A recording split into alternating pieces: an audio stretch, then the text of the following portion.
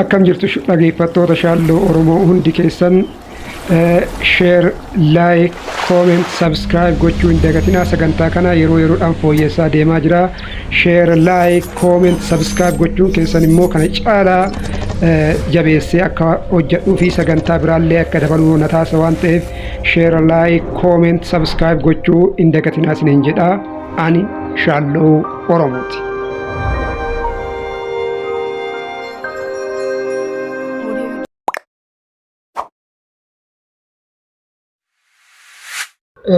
Akkuma beekamu jechuudha haalli nageenya Oromiyaa keessa jiru yeroo yerootti jechuudha wal xaxaa kan dhufedha. Kanaan wal qabatee jechuudha waan garaa nama nyaatu waan Dr. Mararaan dubbate tokkotu jira.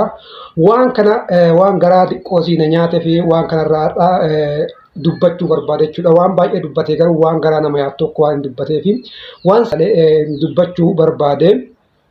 Kanaafuu subscribe, share, like, comment gochuu hin dagatinaa. Waan gabaabaadhaan ta'e viidiyoo gaggabaabsee isin isinitti dheeressuu hin barbaadu. Nagaallee hin dagadhee akkam jirtu fayyaa keessanii.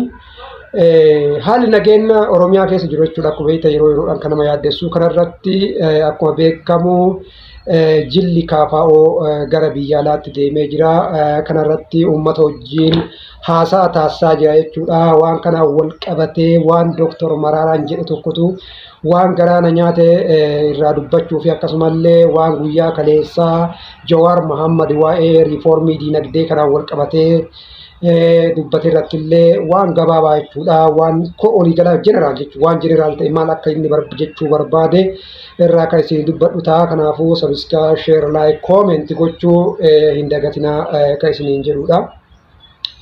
Akkuma beekamu jechuudha yoo xiqqaatee Dr. Mararaa Guddinaa jechuudha mootummaa 451 qabu hin dhabu nama gameessa fi nama siyaasa Oromoo kana akkaan beeku siyaasa Itoophiyaa kana akkaan sirriitti gadi bu'ee nama beekudha jechuudha. Hayyuu guddaa yoo jenne ittiin xiqqaatu. Kanaaf maal jedhee yeroo ammaa jechuudha waa'ee lola yookaan haala nageenyaa Oromiyaa keessatti deemu kana wal qabatee waan inni lafa kaa'e tokkotu jira jechuudha. Yeroo ammaatti hidhattoota sadiitu bosona keessa jira jedhee nuti kan beeknu hidhattoota tokko qofaan beekna jechuudha. Hidhattoota sadiitu bosona keessa jira jedhee gosa sadi jedhe hidhattoonni bosona keessa jiran kun gosa sadii jedhe. Gosti tokko gosa jalqabumarraa qabsoodhaaf jedhee manaa bahee bosona seenee jedhe.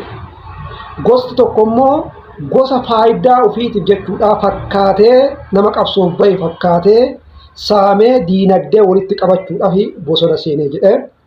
Gosti biraa immoo gara mootummaatiin mootummaan warra bosona seenan kana ittiin balleessuuf yookaan maqaa ittiin balleessuuf kan bosona seenee kan jedhee akkanatti lafa kaa'e jechuudha. Kanaaf yeroo ammaatti uummanni Oromoo dararaa hamaa keessa jira.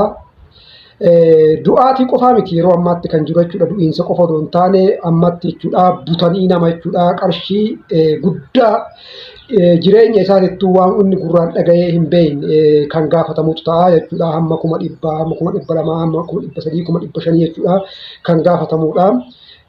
Uummanni Oromoo kana qarshii amma kanaa gurraanuu dhaga'ee hin beeku jechuudha. Gurraanuu dhaga'ee hin beeku. Harkatti qabachuu dhiisu gurrumaallee dhaga'ee hin beeku. Kanaaf kun yeroo ammaatti jechuudha darartii hamaadha. Kana qofaa miti uummanni Oromoo darartii diinagdee keessa jira. Yeroo ammaatti diinagdee qaala'insi diinagdee akka malee jechuudha dabalee jira. Kanaaf eenyullee akkasii jeesallee hin beekamu, eenyullee akkasii guutallee hin beekamu jechuudha.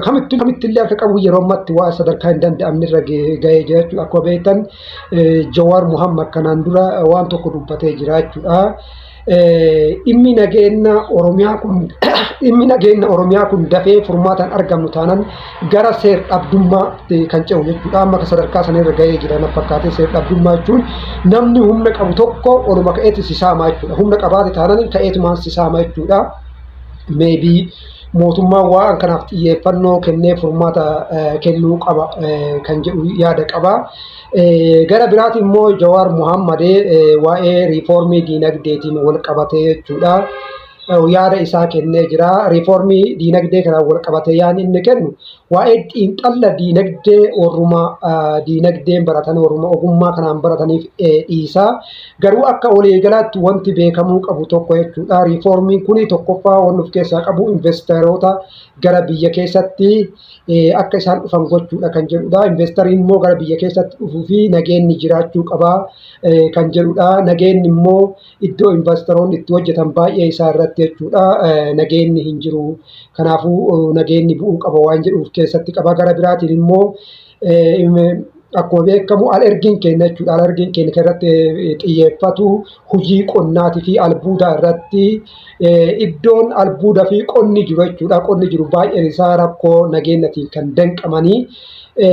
Kanaaf rakkoon nageenyaa kun yoo hin furamne riiformii kana qofa gochuun jijjiirama hin fida waan jedhu hin qabu jedha. Inni waa'ee akkuma bifa siyaasatiin jechuudha inni kan xiinxallee waan kana dubbate jechuudha. Walumaa galatti isinitti dheeressuu waan hin barbaanne jechuudha. Kana fakkaataa viidiyoo kiyyaadhaa.